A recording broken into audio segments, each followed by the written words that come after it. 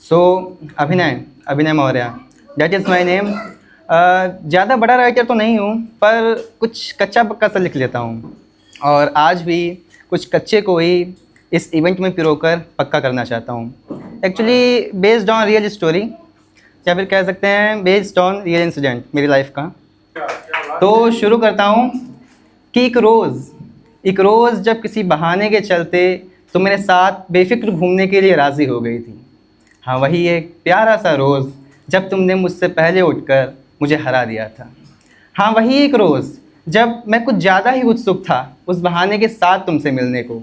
हाँ, वही एक बहाना जिसके कारण मेरी पूरी शब यानी कि रात, हाँ वही एक बहाना जिसके कारण मेरी पूरी शब एक अच्छी सी नींद के साथ बीती।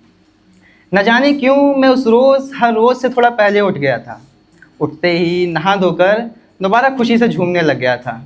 हो सकता है ये तुमसे मिलने की खुशी की वजह से था, या शायद अपने ही पुराने हमशक्ल को दोबारा पा लेने की वजह से। तो आते वक्त पेड़ से 2 आम तोड़ लाया था मैं। एक्चुअली गर्मियों का मौसम था and I was in university hostel, तो वहाँ काफ़ी सारे पेड़ थे।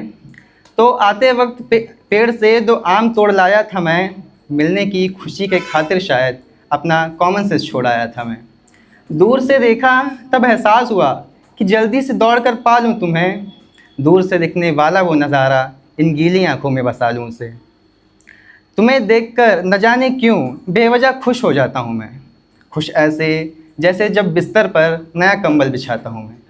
जिसका पर्सनल रूम होगा या हॉस्टलर हो गए जो वो कर पा रहे होंगे रिलेट, कि जब आप अपने बिस्तर पर जब कोई नई बेडशीट बिछाते हो तो कितनी पॉजिटिव वाइब आती है, कितना अच्छा लगता है। तो उसी पर लिखा है कि देखकर तुम्हें न जाने क्यों बेवजह खुश हो जाता हूँ मैं, खुश ऐसे जैसे जब बिस्तर पर नया बिछौना बिछाता हूँ मैं। बेहद अच्छा लगा जब खुद के हाथों से तुम्हें खिलाया था, बेहद अच्छा लगा जब खुद के हाथों से तुम्हें खिलाया था। लगा था कि जैसे वो पल मैंने सदियों से आँखों में बसाया था, लगा था कि जैसे वो पल मैंने सदियों से आँखों में बसाया था। मेरे हाथ का सहारा लेकर न जाने कितने प्यार से संभल रही थी तुम, मानो उस सहारे को कोई और ही नाम दे रही थी तुम। और आखिर में वो हाथ पकड़ना लगा जैसे कि फिर जुड़ गए हम। दिल रोया पर समझ ना आया, खुश हूँ या लिए बैठा हूँ कोई गम, खुश हूँ या लिए बैठा हूँ कोई गम। एक और पोएम सुनाना चाहता हूँ। क्योंकि मैं घर पे था तो मम्मी ने चाय बनाने को कहा, तो चाय बनाते बनाते चाय पत्ती घोलते घोलते मैंने अपनी कविता भी घोल डाली उसी में।